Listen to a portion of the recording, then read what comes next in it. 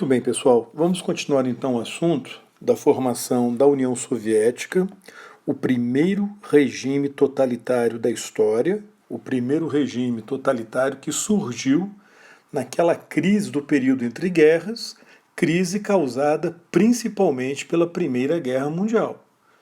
Ou seja, a formação da União Soviética, a Revolução Russa que levou à formação da União Soviética, ela foi, em grande medida, uma decorrência do impacto da Primeira Guerra Mundial, ok? O impacto, como a gente comentou na outra aula, foi muito mais intenso nos países onde a democracia liberal era pouco desenvolvida, era mais frágil, né? E vai ser o caso, ou foi o caso, da Rússia. Muito bem, então nós vimos que a Rússia entra na Primeira Guerra Mundial já em 1914, na guerra contra a Alemanha, mas a Rússia estava totalmente despreparada para uma guerra total, para uma guerra moderna, como foi a Primeira Guerra Mundial, né? O país foi invadido pela Alemanha e a Rússia ficou mergulhada numa terrível crise econômica, militar e política. Crise que abalou as bases do regime monárquico russo, as bases do czarismo. No caso, o governo do czar Nicolau II Romanov. Em decorrência de tudo isso, estourou a Revolução Russa de 17, 12 anos depois daquela primeira revolução de 1905, também precipitada por uma guerra, a guerra contra o Japão. Só que agora, na Primeira Guerra Mundial, contra a Alemanha, a guerra foi muito pior, foi muito mais intensa e a crise muito mais profunda. O czarismo sobreviveu à Revolução de 1905, mas não conseguiu sobreviver à Primeira Guerra Mundial e à Revolução de 17. Muito bem. Então, o contexto da Revolução Russa de 17 foi a Primeira Guerra Mundial. Essa revolução está dividida em duas fases: a Revolução de Fevereiro e a Revolução de Outubro. A Revolução de Fevereiro, na verdade, ocorreu em março. Ela é chamada de Revolução de Fevereiro porque, na época, o calendário russo era o calendário juliano, atrasado 2 semanas em relação ao nosso calendário, que é o calendário gregoriano. Então, para os russos, a Revolução foi em fevereiro, para nós foi em março. A Revolução de Outubro, para os russos, para nós foi em novembro. Mas, em geral, as pessoas utilizam a nomenclatura russa. Então, Revolução de Fevereiro, eu vou colocar cronologia no nosso calendário, né? Eu vou chamar de Revolução de Fevereiro, vou chamar outra de Revolução de Outubro, ok? Bom, as duas ocorreram em 17, as duas ocorreram na Primeira Guerra Mundial. A Revolução de Fevereiro, aqui resumidamente, né, eu estou apresentando as características básicas das duas revoluções. Então, a Revolução de Fevereiro foi uma revolução popular de trabalhadores e de soldados, que levou à queda da monarquia, levou à criação do governo provisório, levou à reconstituição daqueles sovietes, né, que haviam surgido lá em 1905, que tinham sido fechados pelo czar. Os sovietes retornam agora, vocês estão bem lembrados, os sovietes são aqueles conselhos revolucionários, né, de trabalhadores e de soldados. E a Revolução de Fevereiro instalou uma democracia extremamente frágil, que não sobreviveu. Aí veio outra revolução, a Revolução de Outubro, né, quer dizer, em novembro, que foi uma insurreição, um levante armado organizado, na prática um golpe, dado pelos bolcheviques e pelos sovietes, que derrubaram o governo provisório e instalaram a ditadura comunista. Em resumo, essa foi a Revolução Russa de 17, as suas duas fases, ok? Vamos ver mais detalhadamente a Revolução de Fevereiro. Bom, ela ocorreu entre o dia 8 e 16 de março. O que foi essa revolução?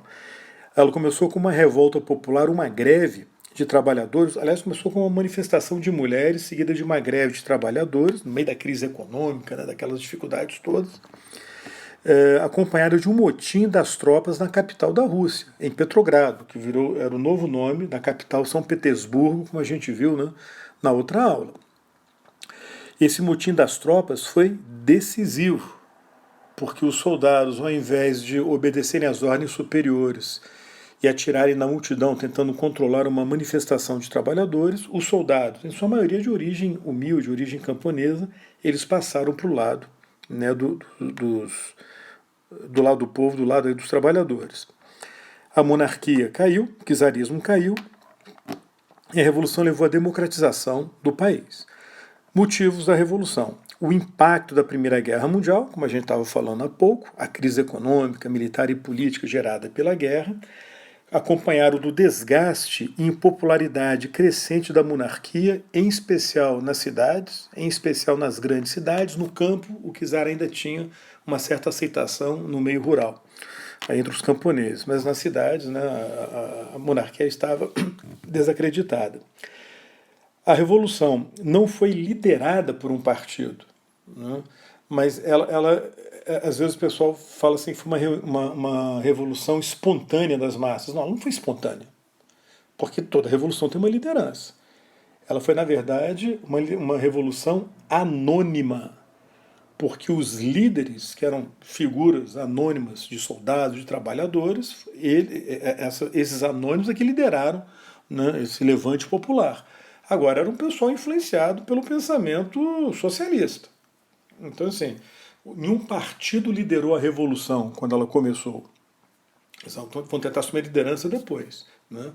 Mas a revolução ela foi feita por trabalhadores e por soldados influenciados pelas ideias dos partidos socialistas, mencheviques, socialistas revolucionários, bolcheviques. O Nicolau, e outra razão da revolução ter triunfado, ter acontecido, é que quando começaram os distúrbios, o Nicolau II já estava tão desacreditado que ele perdeu o apoio até dos generais. Os generais, de certa forma, vão forçá-lo a abdicar. Então, são os motivos da Revolução de Fevereiro. A Revolução efetivamente começou em março, né, como nós já comentamos, começou no dia 8, com greves e distúrbios populares em Petrogrado. No dia 10, as tropas se amotinaram na capital, se recusando a atirar nos trabalhadores, nos manifestantes, passaram para o lado dos manifestantes. Aí toda a autoridade militar, né, do Nicolau II desabou em Petrogrado. Ele não estava nem na capital nessa época. Estava indo para a capital, mas não tinha chegado ainda lá. Imediatamente surgiram dois poderes distintos: o soviético Petrogrado, que foi reconstruído nessa época, criado pelos trabalhadores, e agora com uma novidade. Além dos trabalhadores, como em 1905, os soldados da capital amotinados entraram no soviético. E quem assumiu a liderança do soviético no primeiro momento foram os mencheviques. Por isso que alguns chamam a revolução de Revolução Menchevique. Não é um termo apropriado não, mas enfim, os mencheviques no primeiro momento lideraram o soviético. E a Duma, o parlamento, quer dizer, os liberais na Duma, criaram um governo provisório, que ainda tentou salvar a monarquia. Os liberais tentaram fazer um acordo com a monarquia, com a família Romanov, quer dizer, o Nicolau II iria abdicar, mas o irmão dele, o Grão-Duque Miguel, iria assumir o trono em seu lugar. Mas o Grão-Duque Miguel não aceitou, recusou o trono. O Nicolau abdicou no dia 15 de março. No dia seguinte, o Grão-Duque, o Miguel, recusou o trono, e com isso a monarquia caiu para desespero dos liberais, né, que queriam reformas políticas, mas não queriam a abolição da monarquia. Resultado, surgiu um poder dual na Rússia, concentrado em Petrogrado. O soviético, de um lado, e o governo provisório, apoiado pela Duma, de outro. A Revolução nasceu cheia de problemas. Primeiro, a Rússia já estava à beira do colapso. A Revolução agravou a crise econômica, a crise militar e política da Rússia. Enquanto a Revolução acontecia na retaguarda, na capital, os alemães continuavam avançando no Império Russo, tomando o território, vencendo batalha atrás de batalha. Por outro lado, as tropas, sobretudo aquelas aquarteladas na capital, estavam cada vez mais indisciplinadas e não obedeciam às ordens superiores ou às ordens do governo provisório. Elas tendiam a apoiar cada vez mais o soviético. Essa dualidade de poderes foi fatal para o fracasso do governo provisório e de uma alternativa, digamos, democrática liberal para o país. O choque entre o governo provisório e o soviético. O soviético representava os soldados e trabalhadores, pelo menos na capital.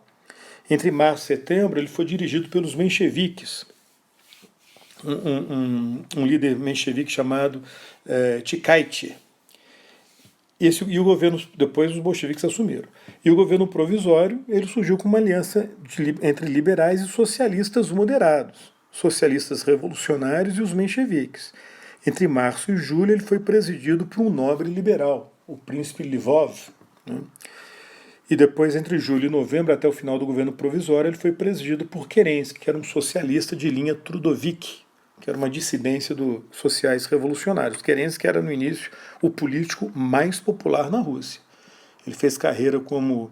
Ele era deputado socialista, fez carreira como advogado das causas dos trabalhadores. Então, inicialmente, era uma figura muito popular. Aqui, ó, Kerensky. Esse cara aqui. Mas o governo provisório já nasceu se desgastando. Né? Primeiro, o seu objetivo, ele deixava isso bem claro, era preparar eleições democráticas para uma Assembleia Constituinte, que seria realizada em dezembro, iria se reunir em dezembro. As principais reformas, então, seriam feitas pela Assembleia, inclusive a reforma agrária. E os camponeses já estavam agitados nessa altura do campeonato, começavam a ocupar terras, dava início a uma revolução camponesa, e o governo falava, não pode fazer, aguenta, vamos esperar a Assembleia Constituinte.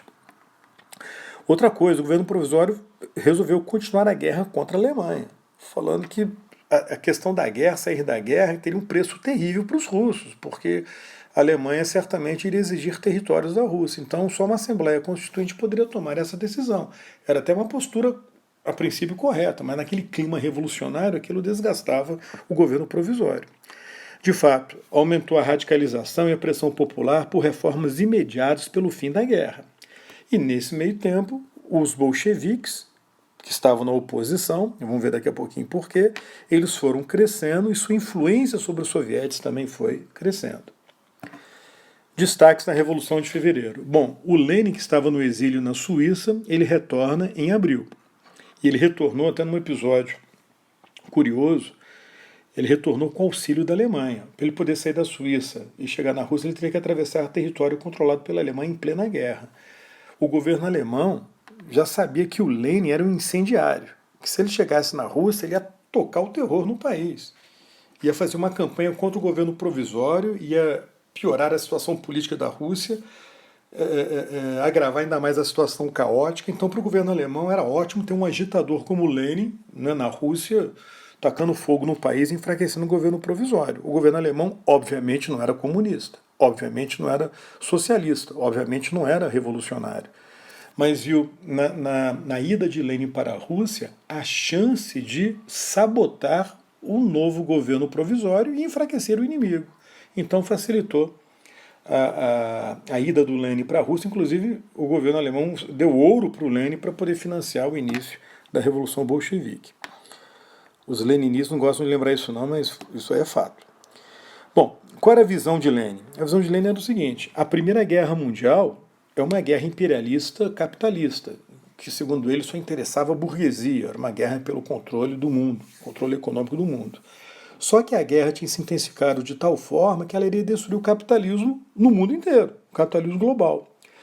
Então, a Europa já estava caminhando para uma revolução operária socialista. Não fazia sentido lutar na Rússia pela criação de um governo provisório, reformista, né, segundo ele, de caráter burguês, porque o capitalismo e a burguesia estavam condenados no mundo inteiro. A Revolução Europeia iria começar pelo lado mais frágil da Europa, ou seja, pela Rússia, a potência menos desenvolvida. Mas de lá iria se expandir para os países mais avançados do continente, sobretudo para a Alemanha. E da Alemanha, uma Alemanha virando um país socialista, a Alemanha socialista ajudaria os demais países da Europa a construírem um socialismo. Então os bolcheviques precisavam assumir a liderança dos sovietes, estabelecer uma aliança operária e camponesa, porque o Lenin, né, lembra que a gente viu que para o Lenin um dos problemas em 1905 foi a falta de apoio dos camponeses à Revolução Operária. Então era fundamental ter esse apoio dos camponeses. E tomar o poder para iniciar a Revolução Socialista. Essa era a visão dele. Ele chegou então em abril, lançou as famosas Teses de Abril, depois transformadas num livro, onde ele dizia o seguinte, que a Revolução de Fevereiro começou como uma revolução democrática burguesa, era a tal primeira fase da revolução, né, que os marxistas defendiam. Só que essa revolução, essa fase inicial burguesa, estava sendo rapidamente superada pelos acontecimentos. Estava sendo superado por uma fase operária e camponesa que estava começando naquele momento, que iria iniciar a construção do socialismo.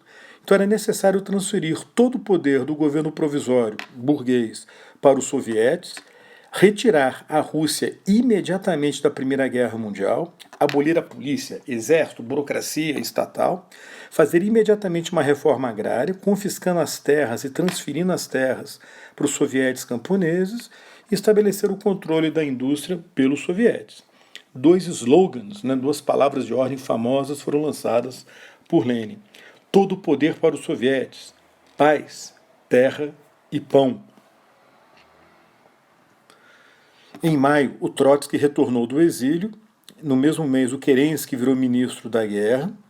O Trotsky, em junho, aderiu ao Partido Bolchevique. Lembra que a gente viu que ele tinha sido opositor dos bolcheviques. Agora ele entrou no Partido Bolchevique e ele era uma liderança fundamental. Em julho, nas duas primeiras semanas, o Kerensky, sendo ministro da guerra, organizou a última ofensiva russa na guerra contra a Áustria-Hungria, contra a Alemanha, esperando derrotar alemães e austro-húngaros e animar a população com espírito patriótico e ter apoio para o governo, aquele negócio todo. Só que essa ofensiva foi liderada pelo general Brusilov, de vez em quando aparece com o nome de ofensiva Brusilov, só que essa ofensiva, pessoal, foi um tremendo de um fracasso. O exército russo foi derrotado, ficou mais desmoralizado e o governo muito mais enfraquecido. Nos dias seguintes, chamados dias de julho, 16 e 17 de julho, os bolcheviques tentaram dar um golpe de Estado e derrubar o governo enfraquecido pelo fracasso da campanha. Manifestações de trabalhadores e soldados ocorreram na capital contra o governo. Só que o governo conseguiu conter as manifestações e perseguiu os bolcheviques. O Lenin fugiu e o Trotsky foi preso, que é o Trotsky na época em que ele retornou. E em 20 de junho, o Kerensky assumiu o governo provisório no lugar do nobre, do liberal, Lvov. No dia 1º é que oficialmente foi proclamada a República Russa. Só que o governo estava cada vez mais enfraquecido. E aí um general conservador tentou dar um golpe da direita. Em julho, os bolcheviques tentaram um golpe da extrema esquerda e agora foi a vez da extrema direita, mais conservadora, monarquista, com Kornilov, tentar tomar o poder. O Kerensky ficou desesperado, pediu socorro aos sovietes, olhem só, permitiu que os bolcheviques se armassem para ajudar na defesa da capital e libertou Trotsky. O Lenin pôde também retornar. O Kornilov não conseguiu dar o golpe, sobretudo para a resistência dos sovietes. Só que o governo provisório ficou muito mais enfraquecido. Foi evidente que ele dependia militarmente dos sovietes. No dia 8 de outubro, Trotsky foi eleito presidente do Soviete Petrogrado. Não se esqueça que ele foi o presidente do Soviete em 1905. Ele era figura muito popular entre os operários e os soldados. No dia 18, 10 dias depois, ocorreu um grande motim das tropas de Petrogrado, porque elas receberam ordem de se deslocarem para o fronte de guerra e enfrentarem os alemães, só que os soldados recusaram fazer isso e falaram que só iriam obedecer às ordens do soviete. No dia 25, o soviete se preparou então para... Os bolcheviques, os soviéticos, estavam se preparando para a tomada do poder, criaram um chamado Comitê Militar Revolucionário, que foi o braço armado do soviete, e que foi decisivo para os eventos futuros. Porque na capital e nas outras cidades da Rússia, pessoal, o governo perdeu o poder militar. Não tinha como reprimir uma insurreição bolchevique. O poder militar, na prática, passou para os sovietes, que ainda por cima foram reforçados por milícias de trabalhadores, a Guarda Vermelha. Foi nesse contexto que estourou a Revolução de Outubro, ou Revolução Bolchevique. Ela estourou no dia 7 de novembro, foi a insurreição bolchevique dos sovietes contra o governo provisório que foi derrubado. Foi um golpe bolchevique, planejado, articulado pelos bolcheviques.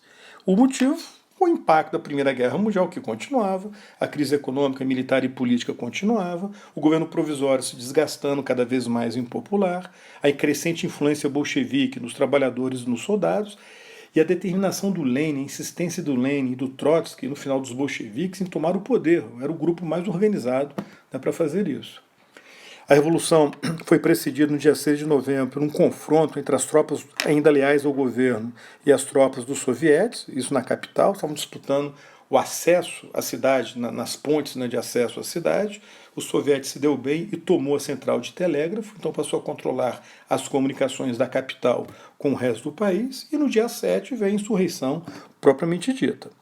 Os bolcheviques liderando o soviete e a Guarda Vermelha, e apoiados por marinheiros rebeldes da base naval de Kronstadt, tomaram o Palácio de Inverno, que era a sede do governo, e diversos órgãos públicos. O Kerensky conseguiu fugir. Entre o dia 7 e o dia 9, foi organizado o segundo Congresso dos Sovietes da Rússia, convocado pelos bolcheviques.